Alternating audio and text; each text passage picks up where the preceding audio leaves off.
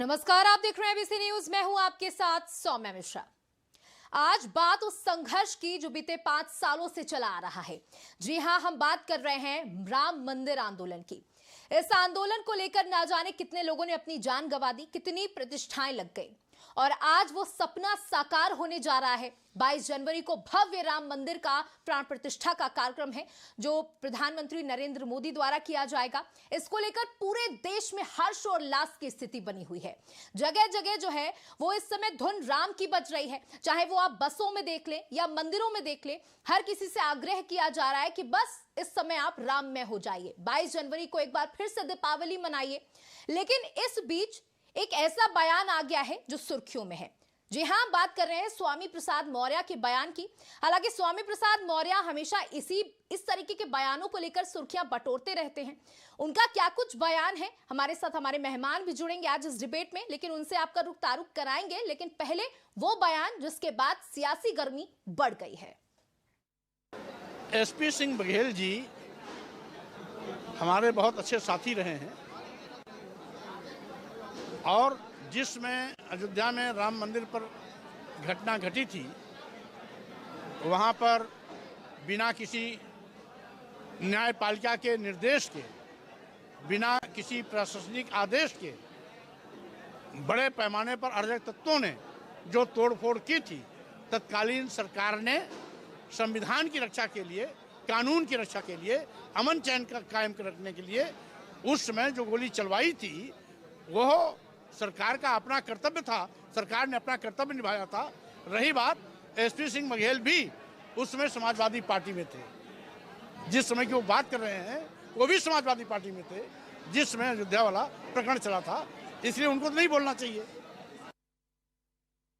तो आपने सुना कि स्वामी प्रसाद मौर्य ने क्या कहा।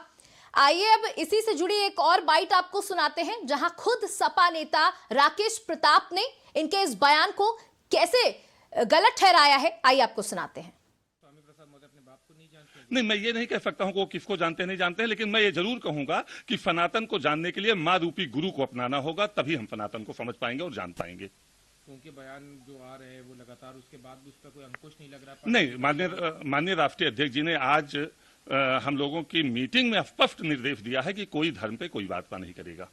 लेकिन वो खुद भी कहते हैं कि धर्म सबके लिए है और हम अगर बुलावा आएगा तो हम भी जाएंगे। अखिलेश यादव कहते हैं, लेकिन पीडीए को भी एक तरफ कहते हैं कि हम पीडीए को मानते हैं और पीडीए भी भगवान है। देखिए, भगवान राम ने भी पिछड़ों को, दलितों को अपनाने का काम किया है। वही काम माननीय अखिलेश यादव जी कह रहे हैं। वो आज मीटिंग में हम लोगों के सामने भी कहे कि हम सभी धर्मों का सम्मान करते हैं, हम हिंदू हैं, हिंदू धर्म का भी सम्मान करते हैं, लेकिन साथ साथ जो जिस धर्म में जन्मा है उस धर्म को माने, मैं सभी धर्मों का सम्मान करता हूं। लेकिन पीडीए मेरा सेवा का भाव है।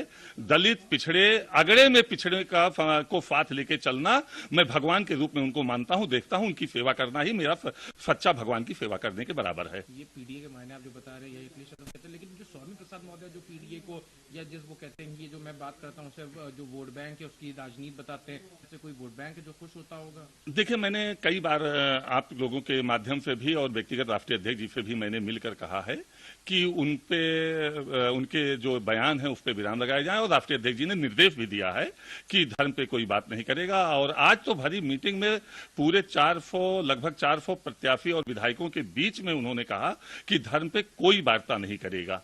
उन्होंने निर्देश दिया है। देखिए किस तरीके से सपा नेता का कहना है कि राष्ट्रीय अध्यक्ष जी ने तो कह दिया है कि धर्म पर कोई बातचीत नहीं करेगा, लेकिन उनके ही नेता लगातार इस तरीके के विवादित बयान देते रहे हैं। इस पूरे मामले पर हनुमानगढ़ी के महंत राजू दास का क्या कुछ कहना है, आइए वो भी बयान आपको सुना देते हैं। बौद्धिक आतंकवादी स्वामी प्रसाद मौर्य का बयान का पुरजोर विरोध करते हैं, निंदा करते हैं। इसके बयान से सनातनियों में आहत दुख है कि सनातनियों की इस प्रकार से शहीद राम भक्तों के बारे में उन्होंने ऐसी टिप्पणी किया। मुझको लगता है कि शुद्ध रूप से ये समाज में द्वेष और जहर घोलना चाहते हैं। शांतिपूर्वक अयोध्या का मंदिर का निर्माण और इनको जलन, क्योंकि ये बाबर के पैरोकार हैं, बाबर के वंशज हैं। इनको लगता है कि हाय बाबरी, हाय बाबरी, हाय बाबरी, कैसे अयोध्या में शांतिपूर्वक मंदिर का निर्माण हो रहा है।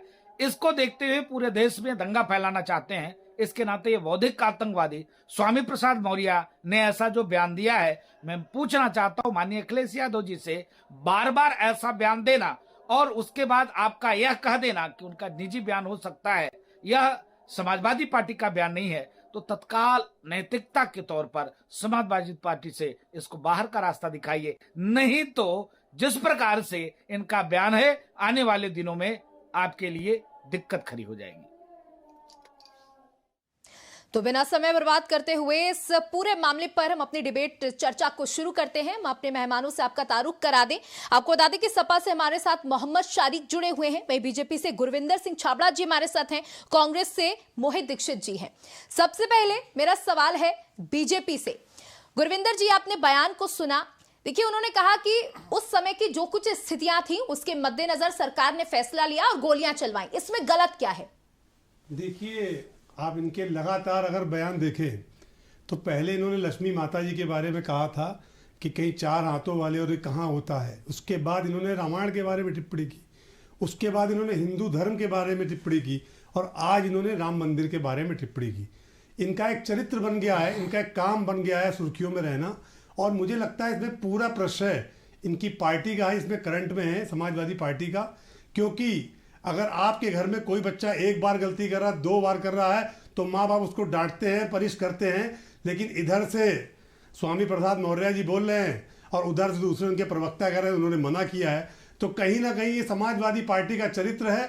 अब उनको लग रहा है कि राम मंदिर के कारण पूरा भारतीय जनता पार्टी के अलावा जनमानस, आम जनमानस, जिसको किसी पार्टी से मतलब नहीं है, वो 22 तारीख को 500 वर्षों बाद श्री राम जी की प्राण प्रतिष्ठा जो होने जा रही है, उसका स्वरूप देख के सब लोग घबराए हुए हैं। तो एक तरफ स्वामी प्रसाद मौर्य से वो कहलवा रहे हैं और दूसरी तरफ अपने प्रवक्ताओं से कहलवा रहे हैं कि ये सब बातें मत करिए। तो ये समाजवादी पार्टी का चरित्र रहा है, मुलायम सिंह यादव का चरित्र रहा है जिन्होंने गोलियां चलवाई थी।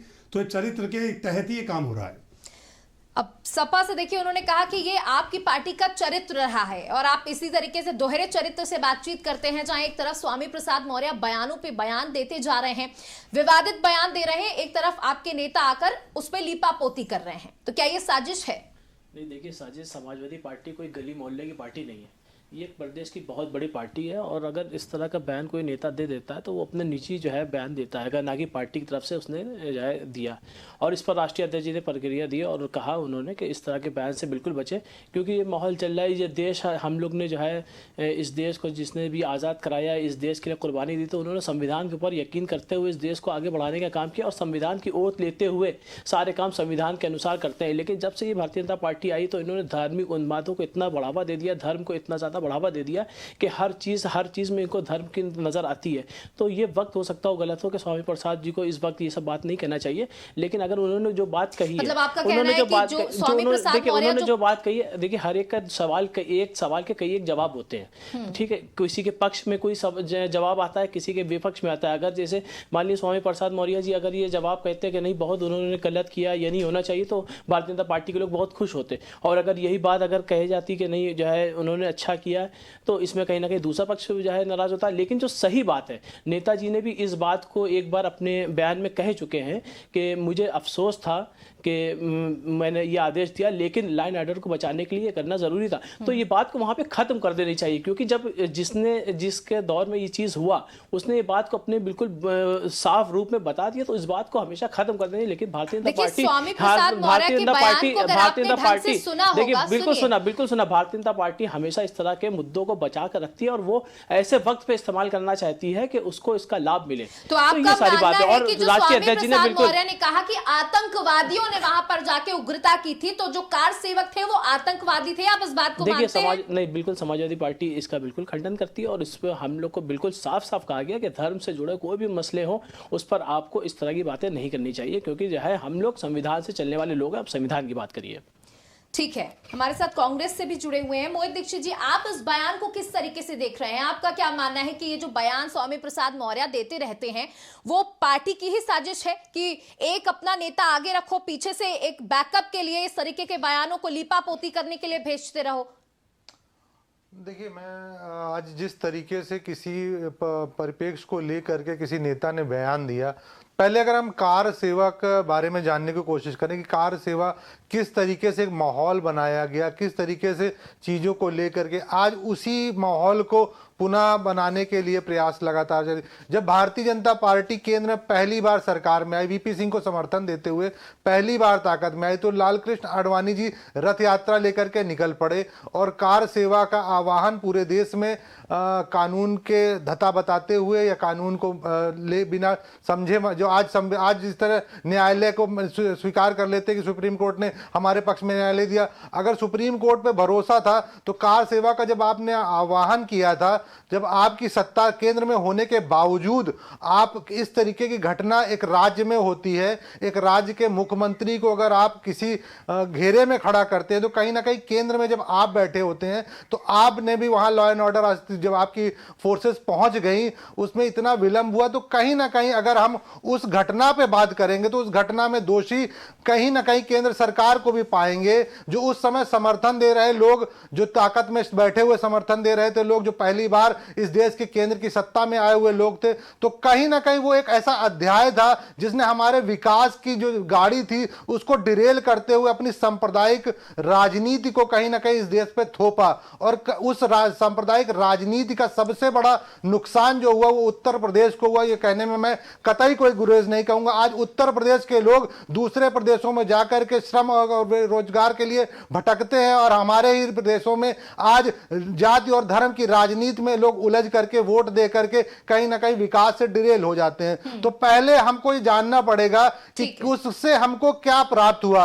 अगर आज हम उसकी डिबेट कर रहे हैं बैठ करके तो हम कितने महत्वपूर्ण विषय पर डिबेट कर रहे हैं इसका भी आकलन हमको करना पड़ेगा, क्योंकि हमको कहीं ना कहीं जो भविष्य में हमें जो बनाना है अपने को लेकर के उन बिंदुओं को देखते हुए अगर हम विकास की बातों को लेकर कोई डिबेट करें और इन मुद्दों पर कितना सार्थक डिबेट होनी चाहिए या कितना सार्थक आज तक पिछले 1990 से लेकर 30 अक्टूबर के उस वाकये से लेकर आज तक हमने क्या प्राप्त किया, इसको भी कहीं ना कहीं आकलन इस जनता को करना पड़ेगा। और कहीं ना कहीं जो सांप्रदायिक लोग हैं जो अपनी राजनीति में इस तरीके की चीजें घोलमेल करके लाते हैं उनके मंसूबों को भी समझना पड़ेगा और मंसूबों को कहीं ना कहीं निस्तेनाबूद करके देखिए राम मंदिर, बिल्कुल राम मंदिर की जब हम बात करते हैं तो विकास जो है वो सबसे पहले आगे आके खड़ा होता है कि राम मंदिर पर चर्चा करने से बेहतर है हम विकास पे चर्चा करें, हम हॉस्पिटल बनवाएं, हम स्कूल बनवाएं। क्या कहना है कि आप, इनका कहना है कि जो बीजेपी ने जो एक काम किया है उसकी वजह से हमारा देश बहुत पीछे चला गया है, हम बहुत पिछड़ गए हैं। मुझसे आप पूछ रहे हैं? जी जी बिल्कुल आपसे प्रणाम है पहले कि इनके नेता ने कपिल सिब्बल ने तो क्वेश्चन मार्क लगा दिया कि राम का अस्तित्व ही नहीं है।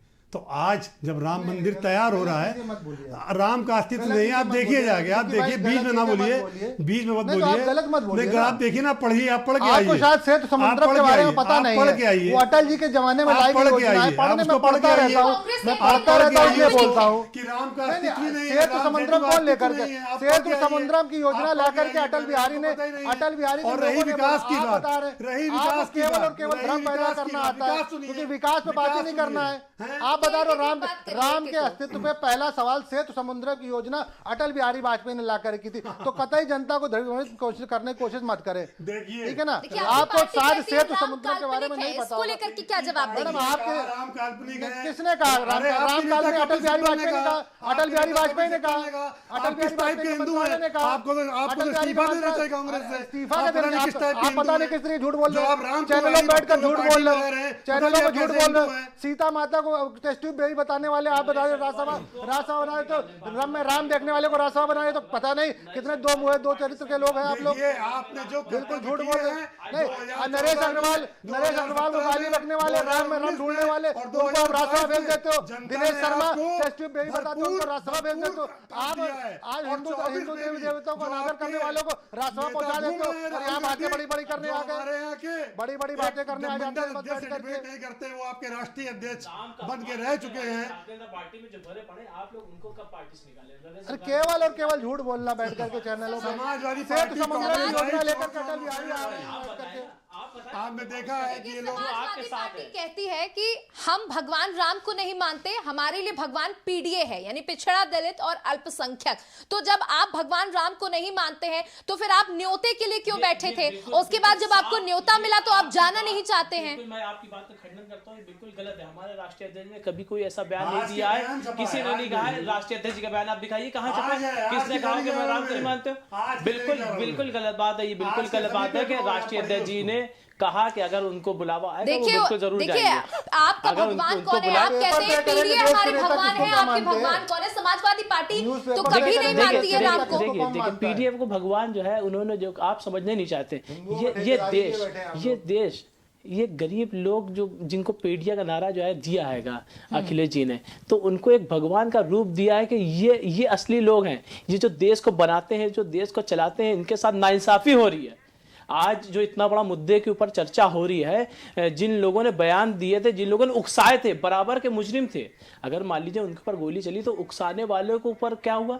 वो सत्ता की मलाई खा रहे थे। वो कहीं के प्रदेश के मुख्यमंत्री बने, कहीं देश के प्रधानमंत्री बने, कहीं कहीं देश के कुछ नेता बन के बने बैठे, और जो आम जनमानस को उकसाया था वो आज उनके परिवारों को जो है पूछने वाला भी नहीं रहा। ठीक है, तो ये सब चीज नहीं, ऐसा कोई सवाल नहीं। राष्ट्रीय अध्यक्ष जी ने कहा है बुलावा आएगा वो जरूर जाएंगे। उनकी आस्था सभी धर्म पे है और सभी इस देश के सभी नागरिकों के ऊपर उनकी आस्था है। सबसे बड़ी बात सभी के ऊपर आस्था है। आपके नेता इस तरीके की बयानबाजियां करते रहते हैं और उसके बाद आप लोग लीपापोती करने कोई आते हैं, लीपापोती तो आप कोई लीपापोती देखिए एक सवाल के कई जवाब होते हैं। मैंने आपसे कहा आपके राष्ट्रीय अध्यक्ष ने अभी तक कोई कार्रवाई क्यों नहीं की? सवाल के कई जवाब होते, मैंने आपसे पहले भी कहा। अगर स्वामी प्रसाद मौर्य जी से वो सवाल किया गया तो उन्होंने ये बात कहा, उन्होंने कहा कि जो है, और यही बात राष्ट्रीय हमारे नेताजी ने भी कहा, अगर आपके जो है हमें लाइन ऑर्डर को बचाना था। एक देश के अंदर एक ऐसा नेता था जिसने जो है लाइन ऑर्डर को बचा के हिंदुस्तान की एकता को बचाने का काम किया, बल्कि उसका नाम लेने के बजाय आज उसके ऊपर आप लोग आरोप लगाने का काम कर रहे हैं।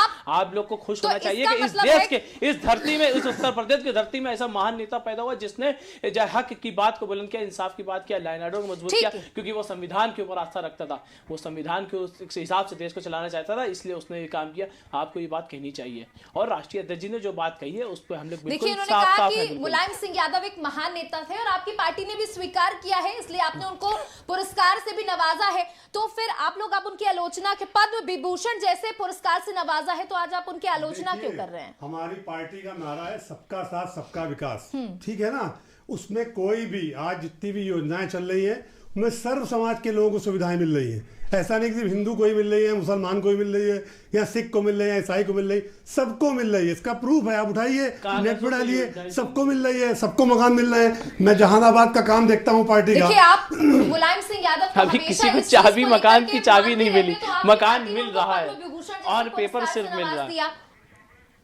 देखिए जो उन्होंने काम किए, ठीक है ना? पद्म विभूषण किसका काम होता है? पद्म विभूषण राष्ट्रपति देते हैं, वो राष्ट्रपति का विवेक क्षेत्र है, उत्तर प्रदेश सरकार, राज्यपाल। लेकिन उन्होंने उस समय राम भक्तों पर गोलियां चलवाई और आज खुलकर, तो आप ये बात कहिए कि वो एक ऐसा नेता था जिसने इस देश को जो है धार्मिक उन्माद से बचाने के लिए उसे कदम उठाया। जनता इनको जवाब दे रही है, ना मैं दे रहा हूँ, ना यहाँ बैठे लोग दे रहे हैं। यहाँ पे जनता जवाब दे रही है। 2014 में दिया है, 2017 में दिया है, 2019 में दिया है, 2022 में दिया है, और अब 2024 में जवाब मिलेगा तो इन लोगों सबको पता लग जाएगा कि ये लोग अपनी बयानबाजी के कारण जनता इनको कितनी मान्यता से करती है। उसके बाद ये लोग मानिए कि आप उस खेल में बैठे हुए, आज आप उस झुकाव करने वालों के साथ बैठे हुए, आपको आज एक्सेप्ट करना होगा। उस समय इनको एक ख्याल नहीं आता है, उसके बाद जब ये बोल लेते हैं तब ये कहते हैं ईवीएम हैक हो गई। अभी 24 आएगा तब यहाँ बैठे लोग कहेंगे कि ईवीएम हैक हो गई। तो मतलब आपका देश के ये मानना है प्रधानमंत्री कि भी तो कहते थे राष्ट्रपति पहले ने पद्म विभूषण दिया है, मोदी सरकार ने नहीं दिया है? विभूषण राष्ट्रपति देते हैं, पद्म विभूषण। देखिए फिर उस राष्ट्रपति किसी दल का नहीं होता है। राज्यपाल और सरकार बैठ के इस पूरे मसले पर डिस्कशन करती है, फैसला लेती है, उसके बाद क्या प्रधानमंत्री किसी दल का होता है? इस पूरे मामले पर फैसला क्या लेती है। प्रधानमंत्री किसी दल का होता है? मैं आपसे पूछना चाहता हूँ, प्रधानमंत्री किसी दल का चुन के जाते हैं, शपथ लेने के बाद चुन के जाते हैं, लेकिन शपथ लेने के बाद वो पूरे देशवासियों का होता है। ठीक है, ठीक है, ठीक है, एक व्यक्ति विशेष का होता है। मोहित दीक्षित जी आपसे पूछना चाहूंगी कि आप पहले ये बताइए, कांग्रेस राम को मानती है, हाँ या ना? उसके बाद मेरा अगला सवाल होगा। नहीं, ये आपको किसने बता दिया कांग्रेस राम को नहीं मानती है? ठीक है, आप राम को मानते हैं तो आपने निमंत्रण ठुकराया क्यों? कौन सा निमंत्रण किसने ठुकराया? आपके बड़े बड़े नेताओं ने, सोनिया गांधी ने निमंत्रण, खड़गे ने निमंत्रण ठुकरा दिया, अधीर रंजन चौधरी जैसे नेताओं ने निमंत्रण ठुकरा दिया। आपके किसी मीडिया हाउस को क्या निमंत्रण ठुकराने का कोई पेशकश इस तरीके का है? देखिए, उन्होंने बयान दिए हैं, आप लग रहा है आप पूरी डिबेट में पढ़ के नहीं आए हैं। डिबेट पढ़ता हूँ, आप अनर्गल मत बोलिए ना, किसी ने कहिए तो हम आपके बयान, वो जो बयान है वो सुनाइए, बिल्कुल सुनवाइए। सुनाने वाले उनके बयान आ गए हैं, उनका कहना है कि हम दूसरे दिन जाएंगे। नहीं, चैनलों पर बैठकर बिल्कुल गलत बात नहीं होनी चाहिए। मैंने इसीलिए आपका फोन होगा, आप उसमें गूगल खोलिए, उस पे इस बात को सर्च करिए। मैं आपसे कोई अनर्गल सवाल नहीं कर रही हूँ। उन्होंने साफ तौर पर कहा है कि ये धर्मनिरपेक्ष कार्यक्रम है, ये एक पार्टी विशेष का कार्यक्रम है, हम उस दिन नहीं जाएंगे। अब आप इस पे जवाब दीजिए। ये आरएसएस का कार्यक्रम है, ऐसा है? आप अपनी गूगल खोलिए और इसको सर्च करिए। नहीं, अगर आप उस मुद्दे को लेकर के बात करना चाह रहे हैं तो पहले तो बात स्पष्ट रखिए कि आप कोई अगर दिया जा इनविटेशन दिया जा रहा है, अभी 22 तारीख आई नहीं है, कौन कहाँ जा रहा है, कौन कहाँ नहीं जाएगा, कौन पहुंचा, ये चीजें आज शंकराचार्य लेकर के, आज हमारे देश के शंकराचार्य, उनसे बड़ा बुद्धिजीवी पर कोई नहीं है। आज वो खेद प्रकट करते ले घूम रहे हैं और जाकर के चंपत राय जी बोल रहे हैं वो दूसरे संप्रदाय के, वो रामानंद संप्रदाय के नहीं है। तो आप अगर प्रश्न उठाना चाह रहे हैं तो कम से कम आयोजन करने वालों की मंशा पर उठाइए कि आज हमारे शंकराचार्य, देश के जो 4 शंकराचार्य है, वो आखिर क्यों नहीं जाना चाह रहे हैं? देखिए, उन्होंने कहा कि आपकी मंशा गलत है, आप एक राजनीतिक कार्यक्रम कह रहे हैं, आरएसएस का कार्यक्रम है, कांग्रेस आपको चंपत राय जी को आकर दिमाग में होता है वो दिल पे आ जाता है। अरे दिमाग में हमेशा से राम विरोधी रहे हैं, राम को काल्पनिक बताया है, तो आज जब बुलाया जा रहा है तो किस मुंह से जाएंगे वहां पे? राम को इनको पता है किस मुंह से जाएंगे वहां पे? तो आज इनको बहुत गिल्ट लग रहा है और आज पूरा सनातन धर्मी समाज खड़ा हो गया है। हर घर दिवाली मनने वाली है। श्री राम जी 500 साल बाद आ रहे हैं, यही राम भक्तों पर गोली चलवाने वाले, यही राम पर सवाल उठाने वाले आज सफाई नहीं दे पा रहे हो आप, आज अपनी बात कह नहीं पा रहे हैं, गूगल सर्च नहीं कर पा रहे हैं, इनके नेता निमंत्रण ठुकरा रहे हैं, किस मुंह से वहां पे जाएंगे? आपको ये सोचना चाहिए था कि राम घट घट में बसे हैं और आपको तो निमंत्रण के बिना भी वहां जाना चाहिए था। अगर आप इतने ही बड़े, आप इतने ही राम भक्त हो तो आपको बिना निमंत्रण के वहां जाना चाहिए। राम तो सबके हैं, राम भारतीय जनता पार्टी के नहीं है, आपको बिना निमंत्रण के जाना चाहिए। आप तो निमंत्रण भी ठुकरा रहे हो। ठीक है, बिल्कुल। जिस बयान को आप ठुकरा रहे थे उसी बयान को मैं खोल करके बैठी हूं। साफ तौर पर उन लोगों ने, खड़गे ने, सोनिया गांधी ने राम मंदिर से जाने से इनकार कर दिया है। देखिए, यहाँ पर हम फर्जी की बातें नहीं कर रहे हैं, जो बयान सामने आए हैं उसी को सामने रख रहे हैं। आपने राम मंदिर जाने से इनकार कर दिया है। मैम बताइए दो जी, पूरा बयान तो प्रस्तुत करिए। पूरा बयान ये है कि निमंत्रण आपको मिला था और आपने राम मंदिर जाने से इनकार कर दिया। आपने कहा कि ये राष्ट्रीय, इनकार का कौन सा विरोध? पार्टी नहीं, इनकार तो आज शंकराचार्य जी आज मंचों पर अपनी पार्टी की बात करिए, आप अपनी पार्टी की बात करिए। जो चीज हो ही नहीं रही उसको लेकर के आप चर्चा कर रहे हो। शंकराचार्य खुले मंचों पर आकर बोल रहे हो, उस पर चर्चा करने में आप लोग पता नहीं क्यों शर्म कर रहे हो। अरे वो देश के सबसे बड़े धर्म गुरु है, उनका धर्म पालन कर रहे हैं। आप भारतीय जनता पार्टी, आज वो भी आप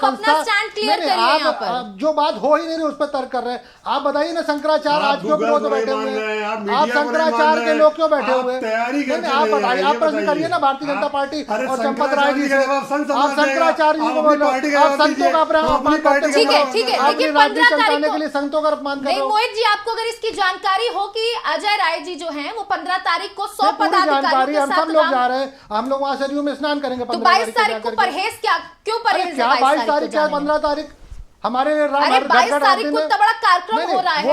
उसके लिए पूछिए ना, शंकराचार्य जी ने पूरा स्पष्ट चीजें कर रहे हैं, उसको लेकर के ना भारतीय जनता पार्टी स्पष्टीकरण बता रही है। ये बताइए, 15 तारीख को राम की शरण में जा रहे हैं, राजनीति करने जा रहे हैं? राजनीति तो कर रहे हैं, ये शरण में बुला करके। आप शरण में जा रहे हैं राम की? हम तो रोज शरण में जाएंगे, हम 15 को भी जाएंगे, जब जाना होगा जब तक जाएंगे। अब हम तो तय करेंगे, ये लोग तय करके बताएंगे क्या राम को भारतीय जनता पार्टी का। ठीक है ना, ये बताइए ना, शंकराचार्य को विरोध में बैठे तो राम जन्मभूमि ट्रस्ट देगा, भारतीय जनता पार्टी राम जन्मभूमि ट्रस्ट देगी जिसका कार्यक्रम है। हम तो सनातनी होने के कारण जिसको निमंत्रण मिले या न मिले, अगर वो राम को दिल में रखता है तो उसको जाना चाहिए। जब ये विधर्मी जो राम को काल्पनिक बताते शंकराचार्य को विधर्मी थे बता उसके- रहे हैं। मैं ठीक है, शंकराचार्यों को विधर्मी बता रहे हैं। देखिए, पता नहीं किस लहजे में बात आप कर लोगों रहे का हैं। काम ही यही रहा है, शंकराचार्यों को आप विधर्मी लोगों बता का रहे हैं। काम ही यही क्या रहा चैनल में बैठ के है, बात इसलिए नहीं जनता कर देख रही भारतीय जनता है, पार्टी जनता प्रवक्ता देख क्या रही है, बोल उसका रहे हैं, आपको आप जवाब बुला दे रहे रही हैं। है। भारतीय मैंने जनता कई पार्टी बार प्रवक्ता कहा है, विधर्मी बता 14 रहे में हैं। देखिए दिया, वैसे 17 सभा में के दिया, मुख्य 19 में प्रतिनिधि दिया, 22 मौजूद में हैं, दिया, ये अब बताइए 24 में भी देना ठीक है करवाइए, गुरविंदर चैनल सिंह पर जी बैठ एक मिनट चैनल देखिए पर बैठ कांग्रेस के तो हमको 22 मत तारीख को तो करवाइए। जाने से इन्होंने इनकार कर दिया है, लेकिन ये 15 तारीख को जरूर जा रहे हैं। ये बताइए आप पीडीओ भगवान को मान रहे हैं या राम को मानते हुए जाएंगे 22 तारीख को? देखिए जो बयान जो है कांग्रेस पार्टी के नेताओं की तरफ से दिया गया, उन्होंने कहा मैं 22 को नहीं लेकिन अगले दिन जाऊंगा। 22 को क्यों नहीं? आप लोग 22 से क्या परहेज कर रहे हैं? एक ही दिन के लिए मंदिर खोला जा रहा है? अरे देखिए उसके बाद 22 क्या तारीख बंद को कर दिया इतना जाएगा? बड़ा आयोजन आप हो रहा है, बताएं, पूरा आप बताएं, देश। आप बताएं क्या उसके बाद बंद कर दिया जाएगा?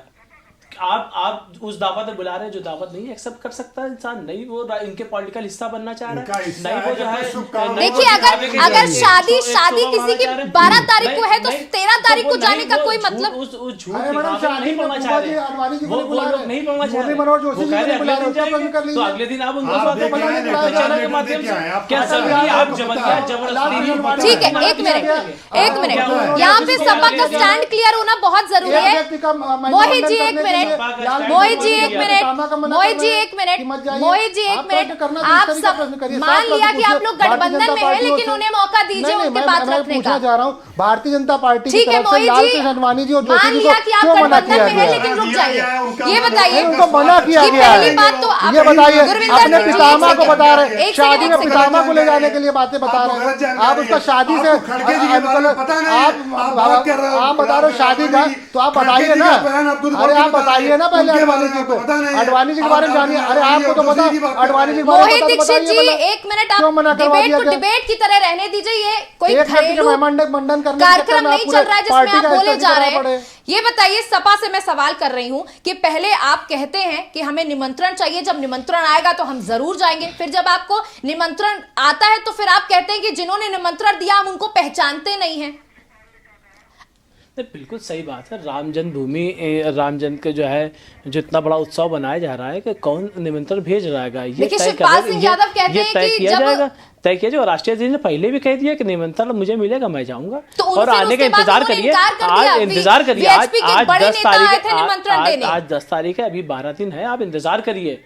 राष्ट्रीय अध्यक्ष ने पहले भी अपने बयान में कह चुका है निमंत्रण मिलेगा तो मैं जरूर जाऊंगा। निमंत्रण ठीक है, आप मिला इंतजार है, करिए, थोड़ा सा वक्त का ठीक इंतजार है। करिए। उसके बाद आपको अखिलेश सब ने क्लियर हो बयान दे जाएगा। दिया है, आपको- क्योंकि विश्व हिंदू परिषद के एक बहुत बड़े नेता उनको निमंत्रण देने गए थे। उसके बाद उनका बयान आया है कि मैं उनको पहचानता नहीं, जिनको मैं पहचानता नहीं उनका निमंत्रण कैसे स्वीकार करूंगा। और अब शिवपाल सिंह यादव ये कह आप रहे हैं क्लियर कर रहे हैं कि विश्व हिंदू परिषद ही जो है सबको निमंत्रण बांट रहा है। क्या राम जन्मभूमि जो ट्रस्टी हैं क्या उससे तो मतलब बिल्कुल आप अलग करती है? प्रधानमंत्री मोदी आप आपको बताइए, निमंत्रण आप देने बताइए। आएंगे तब आपके नहीं, राष्ट्रीय नहीं, अध्यक्ष जाएंगे। क्यों प्रधानमंत्री नरेंद्र मोदी जी क्यों देने आएंगे जब ये तो आपको किसका निमंत्रण चाहिए? ये मंदिर स्कोड के माध्यम से बनाया जा रहा है, तो वहाँ की जो ट्रस्ट उनको बताया गया, ट्रस्टी जिसको बनाया गया, तो वो जिम्मेदार है। वो किसको बुलाते हैं किसको नहीं बुलाते, वो वैध रूप से होंगे, वो किसको बुलाते हैं किसको नहीं बुलाते। ऐसे हम मान लीजिए हम किसी को बुला लें, क्या हमारी दावत पे कोई आ जाएगा? ठीक है, नहीं ये आ सकता। बताइए आपके जो शिवपाल सिंह यादव, जो वैध है वो शिवपाल सिंह उनकी ही यादव बात मानी कहते हैं जाएगी। कि ये जो प्रचार प्रसार किया जा रहा है, बसों में गाने बजवाए जा रहे हैं, छुट्टी की घोषणा कर दी गई है, ये धन की बर्बादी है, इसको कहीं और लगाना चाहिए था तो कुछ विकास होता देश का। बिल्कुल सही बात, मतलब आपकी पार्टी मानती है कि ये बर्बादी हो रही है, धन का दुरुपयोग है, बिल्कुल सही बात है। इनका कहना है कि आप पैसे की बर्बादी कर रहे हैं। डांस जुड़वाया जाता था, वो धन की बर्बादी थी कि ये धन की बर्बादी है? हमारे मित्र भाई स्पष्ट करें इसको कि जब सफाई में सरकारी खर्चे से आप इसका जवाब कैसे देंगे? जब सफाई में डांस करवाया जाता था सरकारी पैसे से, वो पैसा वैध था कि ये पैसा वैध है?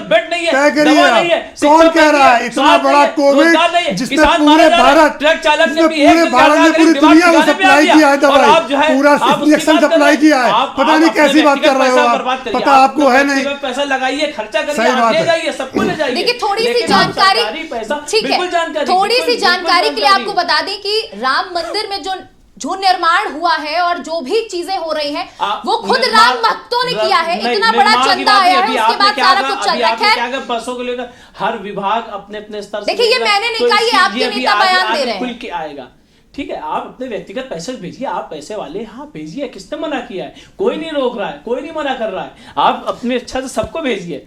लेकिन आप ये भी तो सोचिए कि जिसका जो हक है वो उसको मिलना चाहिए। आप दूसरों को हक मार के नहीं किसी दूसरे को हक दे सकते। मोहित दीक्षित जी, क्या आप भी मानते हैं कि ये सब कुछ धन की बर्बादी हो रही है? इसको कहीं और लगाना चाहिए था, अस्पताल बनवाने चाहिए थे, राम के नाम पे स्कूल बनवाने चाहिए थे, ना कि मंदिर निर्माण होना चाहिए था? नहीं, मंदिर निर्माण के लिए एक ट्रस्ट बनाया गया है, उसमें हमारे देश के राम भक्तों ने बढ़ चढ़ कर चंदा दिया है। आज इतना ज्यादा चंदा है कि वहां पर तो भारतीय जनता पार्टी के नेता भ्रष्टाचार कर रहे हैं जमीनों पर खरीद फरोख्त के लिए। तो आज भारतीय जनता पार्टी खुद भ्रष्टाचार में वहां पर जिन्होंने ए अक्षर से लेके जेड अक्षर तक का भ्रष्टाचार का रिकॉर्ड बनाया है, व्हाट्सएप यहाँ पर मत बांटिए, जनता पार्टी तथ्यों पर बात करिए, तथ्यों पर बात करिए, ज्यादा बेहतर रहेगा। सारे एप्पल आपने खरीद लिए, सारे भ्रष्टाचारी एप्पल आप ही के टोकरी में पड़े हैं, उन्हीं को संभालिए। अपने जितने भ्रष्टाचारी हैं आपके यहाँ जाकर के वॉशिंग मशीन में सारे एप्पल साफ हो जाते हैं। तो बात मुद्दों पर करी जाए तो जिस तरीके से देखा तो आज राम के कार्यों, सांस्कृतिक मंत्रालय, हमारे पास मंत्रालयों का पास एक अपना कोष होता है, बिल्कुल करिए, बिल्कुल करना भी चाहिए। हमारा देश मतलब आपका समर्थन है, ठीक है। यहाँ पर बड़े बड़े मेले होते रहे, यहाँ पर प्रयागराज के मेले होते रहे, कुंभ के मेले होते रहे, आयोजन कराते हैं सरकारें, तो कहीं ना कहीं इसको अगर बोला जा रहा है कि धन की बर्बादी, ये बिल्कुल गलत का आरोप है। ये धन की बर्बादी नहीं है, ये एक तरीके से विकास का ही एक प्रारूप है। उस पैसे को खर्च कर, बस उसमें भ्रष्टाचार जो भारतीय जनता पार्टी कर रही है उस पर देखिए, आप स्वामी प्रसाद मौर्य के बयान पर चर्चा कर रहे हैं। स्वामी प्रसाद, ठीक है मोहित जी, ठीक है, स्वामी प्रसाद मौर्य के बयानों पर चर्चा हो रही है। स्वामी प्रसाद मौर्य के मुंह में जो आता है वो बयान देते हैं, लेकिन शायद ये जनता को लगता है कि वो कुछ भी बोल रहे हैं, लेकिन शायद इसके पीछे एक बहुत बड़ा राजनीतिक कारण हो सकता है। सपा इससे खुद परेशान है। अभी आपने अपने नेता का बयान भी सुना, अपने विधायक का बयान सुना, उन्होंने कहा कि हमारे राष्ट्रीय अध्यक्ष कहते हैं कि किसी के धर्म पे बात मत करो। तो क्या लगता है आपको, चुनावों में नुकसान होगा इस तरीके का बयानों का, या ठीक है? देखिए, ये हिंदुस्तान बहुत बड़ा देश है और तमाम तरह के यहाँ धर्म है, तमाम तरह के पंथ है, बहुत से मजहब के लोग रहते हैं कि सबकी अपनी विचारधारा है, सबकी अलग अलग विचारधारा है, हर आदमी अपने हिसाब से बात करता है। तो ऐसा कोई बहुत बड़ी बात नहीं, उन्होंने अपने हिसाब से बात करी, क्योंकि मान लो मीडिया अगर कोई सवाल करता तो जवाब देना बनता, तो उन्होंने उस बात को जवाब दिया। और बिल्कुल समाजवादी पार्टी जो है, बिल्कुल समाजवादी पार्टी क्लियर करती है, समाजवादी पार्टी बिल्कुल क्लियर जो है देखिए अपना स्टैंड करती है कि वो जो है इस देश को संविधान के रूप से चलाना चाहती है, वो संविधान को ही मानती है, उसके ऊपर ही बात करेगी, इसके अलावा कोई भी इस तरह की बातों पर ध्यान नहीं देगी। तो क्या लगता है आपको, चुनाव में नुकसान होगा उनके बयानबाजों के, या उनको धड़ल्ले से हमने कहा ना, ये करने बहुत देंगे? बड़ा देश है, यहाँ तमाम तरह के धर्म है, पंथ है, सबकी अपनी विचारधारा और सबको अधिकार है अपनी बात रखने का, तो उन्होंने अपनी बात रखी है, इसमें कोई नुकसान और फायदा नहीं ढूंढते। हम जो है बिल्कुल सही से जो है देश को चलाने के लिए, प्रदेश को चलाने की बात करते हैं। साधने के लिए स्वामी प्रसाद इस तरीके की बयानबाजियां कर रहे हैं, उसके एवज में जो नुकसान उनको होगा दूसरी जगह से, उसको आप डैमेज कंट्रोल करने के लिए तैयार हैं। स्वामी प्रसाद को खुला छोड़ रखा है आप लोगों ने। कोई जो है नुकसान फायदा, राष्ट्रीय अध्यक्ष ने बिल्कुल मना किया कि इस तरह के बयान से बिल्कुल बचना चाहिए, नहीं देना चाहिए, क्योंकि बहुत बड़ी पार्टी समाजवादी पार्टी कोई छोटी मोटी पार्टी नहीं है। अगर कोई नेता मान लिया आज यहाँ बयान दे रहा, कल कहीं दे देगा, तो अब कहाँ रोकेंगे? बहुत बड़ी पार्टी समाजवादी पार्टी, आज मान ली सूबे में हमारी सरकार नहीं, लेकिन जब सरकार रहती है तो आप बिल्कुल क्लियर है। अब कहा ना, राष्ट्रीय अध्यक्ष ने कहा कि हम जो है इस देश को संविधान से मानते हैं, हम संविधान से इस देश को चलाएंगे, हम धार्मिक बातों से बिल्कुल हम लोग जो है दूर रहने के लिए कहा गया। मोहित जी देखिए, स्वामी प्रसाद मौर्य सपा से हैं, महासचिव हैं, वो बयानबाजियां कर रहे हैं और आप उनसे गठबंधन के लिए जो है वो प्रयास चल रहे हैं, सीट शेयरिंग को लेकर के प्रयास चल रहे हैं, आप लोग उतावले हैं एक दूसरे के साथ गठबंधन में आने के लिए। तो बताइए, जो ये बयानबाजियां हैं उससे कहीं ना कहीं आपको भी तो चोट पहुंच सकती है, तो इस बयान को आप कैसे देख रहे हैं? नहीं, स्वामी प्रसाद मौर्य के बयान से पहले मैंने जो एक प्रश्न पूछा, जब कार सेवकों पर तथा गोली चली की बात उठती है, उस समय भारतीय जनता पार्टी केंद्र में सरकार में थी, बहुत ताकत में थी, पहली बार केंद्र की सरकार में आई हुई थी, तो उनके प्रति उनसे सवाल क्यों नहीं पूछा जाता कि उस समय उन्होंने क्या कार्रवाई करी? अगर एक पक्ष को, राज्य सरकार को अगर हम केवल कटघरे में खड़ा करते हैं, तो कहीं ना कहीं उस समय वहां पर मिलिट्री शासन भी था, लागू था, मिलिट्री भी बुलाई जा चुकी थी। उस समय जो नाकामियां रही उसको लेकर एक पर्दा क्यों डाला जाता है। रही बात स्वामी प्रसाद मौर्य की, तो स्वामी प्रसाद मौर्य इतने बड़े कद के नेता नहीं है कि उनको लेकर के जनता की जो जन आकांक्षाएं हैं, जो आज गठबंधन जन आकांक्षाओं को लेकर उन 65% लोगों को लेकर बन रहा है, उन 65% लोगों की मांग पर बन रहा है, उसको लेकर के कहीं किसी तरीके की त्रुटियां पैदा हो जाएंगी। स्वामी प्रसाद मौर्य का जो बयान है उस पर उनको जवाब मिलेगा, ये उनकी पार्टी का काम है, उनकी पार्टी को लेकर के। लेकिन आज कार्य सेवकों की जहां बात होगी तो कहीं ना कहीं कार्य सेवकों पर प्रश्न चिन्ह उस समय की केंद्र सरकार पर भी हम उठाएंगे कहीं ना कहीं, क्योंकि वहां से उन्होंने सांप्रदायिक राजनीति का बीज डाला। उस सांप्रदायिक राजनीति से हमारा प्रदेश कहीं ना कहीं विकास के रास्ते से डिरेल हुआ, वो बिल्कुल मानना पड़ेगा। आज उत्तर प्रदेश का युवा श्रम और रोजगार ढूंढने के लिए दूसरे प्रदेशों पे, बड़े बड़े प्रदेशों में जाकर मारा घूमता है। आज बिजली, पानी, सड़क, रोजगार और कहीं ना कहीं असुविधाओं को झेलता है। जो पहला आरोप लगा है वो तो आपने इनके सवालों में जवाब में ही समझ लिया होगा कि कार सेवकों पर जब गोलियां चल रही थी तो केंद्र सरकार कहां थी और क्यों चुप बैठी।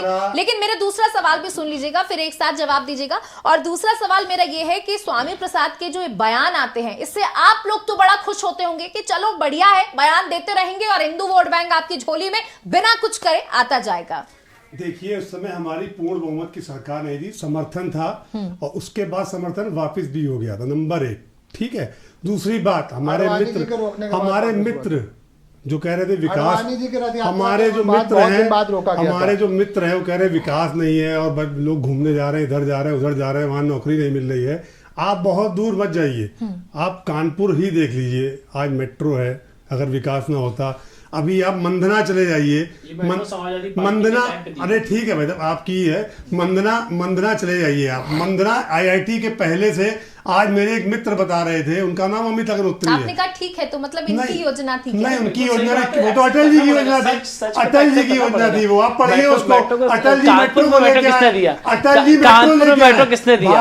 आपने उस बात को एक्सेप्ट किया, मैं आपको धन्यवाद कहता हूँ कि चलिए भारतीय जनता पार्टी में ऐसे भी वक्ता है जो सच को एक्सेप्ट करते हैं। भारत को मेट्रो देने वाले अटल जी हैं, चतुर्भुज स्वर्णिम योजना देने वाले अटल जी हैं। आज उस काम को आगे बढ़ रहा है, आप अपने मन में लड्डू फूटते रहिए, जनता देख रही है। अगर आपने मेट्रो दी होती तो आप सरकार में दोबारा वापस आते। आप झूठ बोल रहे हैं, आप झूठ बोल रहे हैं, उसका जवाब जनता ने आपको दिया है। और आपने दूसरी बात कही, विकास की बात कर रहे हैं, मैं अपने मित्र अमित अग्निहोत्री की बात कर रहा हूं जो रहते हैं मंदना में। आज वो मुझसे कह रहे थे कि जब मैं IIT के बाद से जब घर जाता हूं तो मुझे लगता है मैं मुंबई में आ गया हूं। वहां की रोड देखिए, हर जगह काम चल रहा है, इतने एक्सप्रेस वे बन चुके हैं, हर घर में सिलेंडर पहुंच चुका है, बिजली पहुंच चुकी है, 5 लाख का कार्ड पहुंच चुका है, किसान सम्मान निधि पहुंच चुकी है। क्या ये जो पैसा कांग्रेसी पहले झोलों में भर के घर ले जाते थे, आज वो जनता के काम आ रहा है। तो इन लोग को देख के जो अच्छे काम हो रहे हैं, इन लोगों को सहन नहीं हो रहा है, तो ये अनर्गल बयान कर रहे हैं। दूसरे सवाल का जवाब दीजिए कि स्वामी प्रसाद मौर्य के जो विवादित बयान आते हैं, ये आपके लिए तो बड़ा फायदेमंद है कि हिंदू वोटर आपके बिना कुछ करे आपकी झोली में गिर रहा है, इसीलिए शायद आप लोग कोई कार्रवाई नहीं करते। देखिए, हम लोग वोट बैंक की राजनीति नहीं करते। मैंने पहले भी कहा, सबका साथ सबका विकास।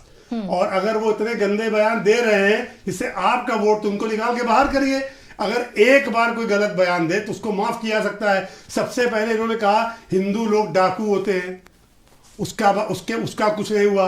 फिर लक्ष्मी जी पे टिप्पणी की, फिर रामायण पे इन्होंने टिप्पणी की, आज राम भक्तों पे टिप्पणी की। इसका मतलब ये लोग चोर मौसेरे भाई थे, हैं और रहेंगे।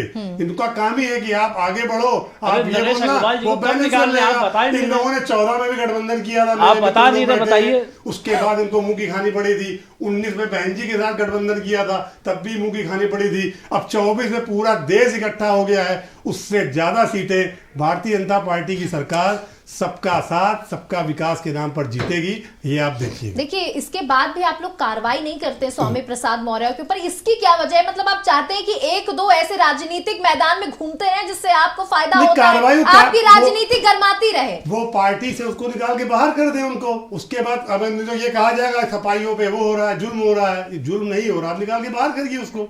उसके बाद तो कार्रवाई कोई ना कोई करेगा ही, किसी न किसी दिन कोई देशवासी इसको खराब लगेगा, वो खुद ही कार्रवाई कर देगा। भारतीय जनता पार्टी छोड़ दीजिए। मतलब आप सपा की कार्रवाई पहले चाहते हैं? आप क्या कहना चाह रहे हैं? देशवासी आप क्या कहना चाह रहे हैं? दे चुके हैं हिंदू धर्म के विरोध में, उन पे कार्रवाई क्यों नहीं हो रही है? उसको निकाल के बाहर मतलब करो। आप कानून को छोड़कर देशवासी कोई मतलब सजा दे देगा क्या? आप उग्र किसी को करना चाह रहे हैं? मैं किसी आप खुल के कहिए, आपने कहा कोई देशवासी कोई को दे देगा, मतलब आप कहना क्या चाह रहे हैं? आप कानून व्यवस्था को करना छोड़कर आप क्या कहना चाह रहे हैं? आप क्या कहना चाह रहे हैं? आप खुल के कहिए, बिल्कुल आपने किसको उकसाने की बात करी है, ये खुल के बात करिए, राष्ट्रीय अध्यक्ष जी आप बिल्कुल खुल के बात करिए।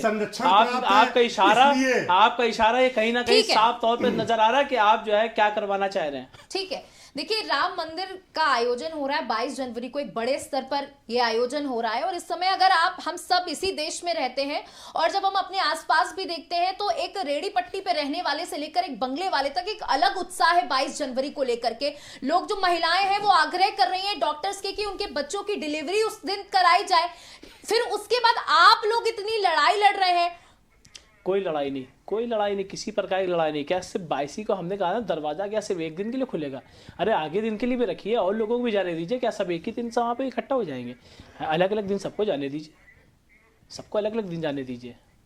देखिए ये बताइए कि 2024 के चुनाव नजदीक हैं और जिस तरीके से आप लोग चुनाव लड़ रहे हैं, उत्तर प्रदेश में भी 80 सीटों को कब्जे में करने की लड़ाई सबसे ज्यादा है, तो उस पर राम मंदिर सबसे हावी रहने वाला आप लोगों के लिए। देखिए राम मंदिर हमारे लिए चुनावी मुद्दा या चुनाव का विषय नहीं है, वो हमारा। लेकिन राजस्थान में आप लोग बसों में भर भर के लोगों को ले जा रहे हैं कि हम दर्शन कराएंगे, तो कहीं ना कहीं ये मतलब, और ये अक्षत बांटना, ये निमंत्रण देना, तो क्या लगता है कि एक माहौल सेट कर रहे हैं हम लोग इस हिंदुस्तान में रहते हैं, हिंदू समाज के अंग हैं कहीं ना कहीं, और अगर इतना 500 वर्षों बाद अगर राम मंदिर का निर्माण हो रहा है तो इस भारत देश के नागरिक होने के कारण हमारा परम कर्तव्य है कि हम लोग हर जगह निमंत्रण दें। और 14 साल बाद जब राम जी लौटे थे तो बहुत बड़ा उत्सव हुआ था, अब तो 500 साल बाद लौट रहे हैं, इसका उत्सव उतना ही बड़ा होना चाहिए। ये हर हिंदुस्तानी नागरिक की एक भूमिका है इसमें, उसका निर्वाह कर रहा है वो। शारिक जी आपसे पूछना चाहूंगी 2024 और 80 सीटें किस तरीके से इस पर आप लोग देखिए,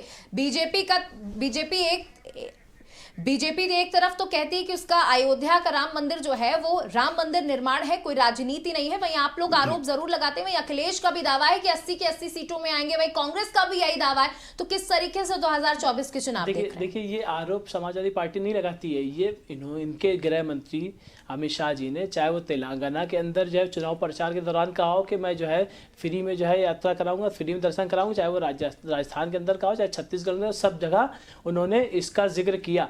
तो ये कभी इससे अलग हो ही नहीं सकते, धर्म के मुद्दों से ये कभी अलग हो नहीं सकते, क्योंकि इनकी वही एनर्जी पावर है, वहीं से ये जिंदा होते हैं, वरना इनके पास कोई ऐसे मुद्दे नहीं है जिसपे ये जो है चुनाव लड़ सके। और ये चुनावी इवेंट है, जी बिल्कुल, हम तो हर एक गरीब इंसान को भगवान का रूप दे रहे हैं, हर एक इंसान जो है भगवान है, आप उसका कल्याण करिए। हम तो पीडीए का मतलब जो जितने भी चाहे दबे कुचले हैं वो है, पीडीए मतलब सब दबे कुचले हैं। समय कम है मोहित जी। देखिए आप यहाँ पर फिर दो चीजों को घालमेल कर रहे हैं। अगर राम मंदिर की बात है, राम मंदिर ना केवल हिंदुओं का, हिंदुस्तान का एक मंदिर बनने जा रहा है, और हिंदुस्तान के 140 करोड़ या कहिए देश में जिस भी कोने पर हिंदुस्तानी रहता है उसके लिए ये एक गर्व का विषय हुआ, क्योंकि सुप्रीम कोर्ट जो सबसे उच्च न्यायालय है हमारा, उसके आदेश के बाद एक भव्य राम मंदिर बनने जा रहा है। तो आज कहीं ना कहीं एक राजनीतिक चैप्टर, जो आप 80 सीटें ला करके राजनीतिक चैप्टर उस मंदिर के बनने के बाद ब्लॉक होने जा रहा है। सांप्रदायिक ताकतें जो लेकर के उसको राजनीति बनाने की कोशिश कर रही है। बिल्कुल आज उन 80 सीटों की बात करें, राजनीति के परिप्रेक्ष्य में बात करें, तो उन 80 सीटों पे आज जो बेरोजगार युवा, हमारा चाय की दुकान जो चौड़ी चौड़ी सड़कें बता रहे, उन चौड़ी चौड़ी सड़कों में छोटी छोटी चाय की दुकानों पर, पान की दुकानों पर सैकड़ों की संख्या बेरोजगार बैठा हुआ है। उनको भी देखा करें, वो दिल्ली, लंदन या न्यूयॉर्क में अगर इनको दिखते हो तो अलग बात है। आज जो घूम रहा है हमारा किसान, यूरिया की बोरी जब खरीदने जाता है तो उसकी कमर टूट जाती है, जब वो अपने खेती करने के बाद जो अनाज बेचने जाता है उसके लिए जो उसको लाठियां खाने पड़ती हैं, वो देखिए आज नौकरी लगने के बाद भी नौकरी मांगने के लिए इको पार्क में जो हमारे शिक्षक बैठे हुए होते हैं, आज जो आपने सेना को बना दिया अग्निवीर, उसको लेकर के जब वो निकलेंगे ना तो ये 80 सीटों का हिसाब आपको वहां पर देना पड़ेगा। राम मंदिर को लेकर के आपको हिसाब देने की जरूरत नहीं, क्योंकि वो पूरे हिंदू और हिंदुस्तानियों के गर्व की बात है। ठीक है, बहुत बहुत शुक्रिया मोहित जी, चावला जी बहुत बहुत शुक्रिया, और शारिक जी बहुत बहुत शुक्रिया हमारे साथ जुड़ने के लिए इस डिबेट में। तो देखिए स्वामी प्रसाद मौर्य की जबान पर कब कैसे कंट्रोल होता है ये तो आने वाला वक्त बताएगा, और 2024 में क्या कुछ होगा ये भी आने वाला वक्त बताएगा। 22 तारीख को राम मंदिर के इस भव्य कार्यक्रम में कौन पहुंचता है, कौन इसे नकारता है, यह भी 22 तारीख को ही पता चलेगा। तब तक के लिए आप देखते रहिए एबीसी न्यूज। नमस्कार।